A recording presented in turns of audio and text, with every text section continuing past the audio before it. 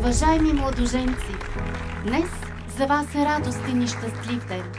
За цял живот той остава светъл и паметен.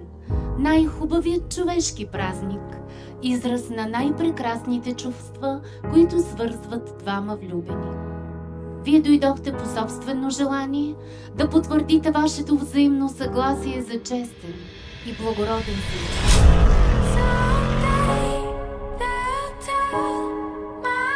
Красимир, с цялата си мъжка чест и воля, приемаш ли за своя съпруга красивото цвете, което стои до теб?